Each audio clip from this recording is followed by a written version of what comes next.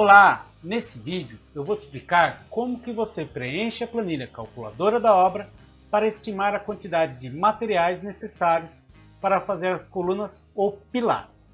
Lembrando, a coluna é um bloco retangular ou cilíndrico feito de concreto armado.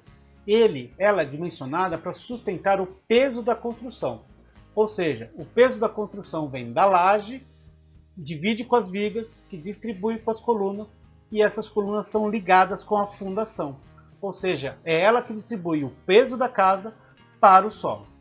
E aqui então, novamente, para saber mais, clica aqui nesse botão que você vai ter acesso ao nosso blog com todo o detalhamento de como funciona uma coluna ou um pilar de concreto armado. Então vamos lá, o que você precisa aqui para estimar os materiais? O primeiro passo é você informar a medida da sua coluna, ou seja, qual que é a sua largura e comprimento.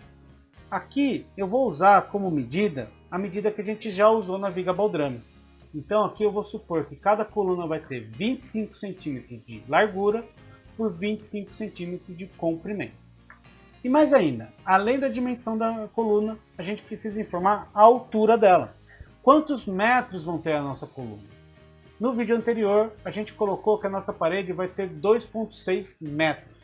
Ou seja, para isso, a nossa coluna precisa ser um pouco maior, porque precisa sobrar um pouco de ferragem para depois fazer a amarração com as vigas.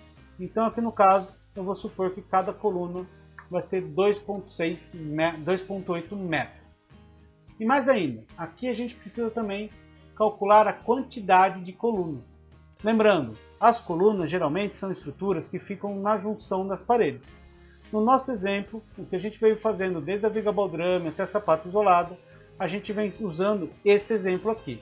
Cada junção de parede vai ter uma coluna. Ou seja, aqui no nosso exemplo, a gente vai informar que a gente vai ter 14 peças. A gente vai ter 14 peças para fazer essas colunas, 14 colunas ou pilares dentro da nossa construção. E aqui novamente você tem a opção de usar o concreto pronto ou o concreto feito na obra. Usou o concreto pronto, você já tem aqui o cálculo de quanto é o volume que você vai contratar. Se você escolher o concreto feito na obra, você aqui também vai informar qual que é o traço, qual que é a proporção de cimento, pedra e areia para fazer esse concreto. Aqui eu vou usar a proporção 1:4:6. E mais ainda, além do concreto, você também vai precisar das armações de aço, ou seja, aquelas colunas de aço para que vão dar a armação que vão fazer a estrutura de concreto armado. Aqui você também vai informar então quantas barras de aço vão ter a sua estrutura.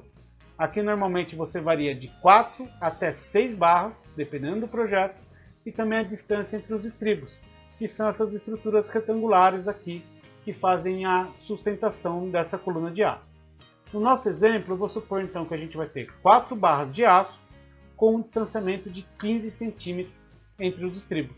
Ou seja, cada estribo vai estar distante um do outro em 15 centímetros. E por fim, a planilha aqui também calcula para você a quantidade de madeiras para fazer as formas das colunas ou pilares.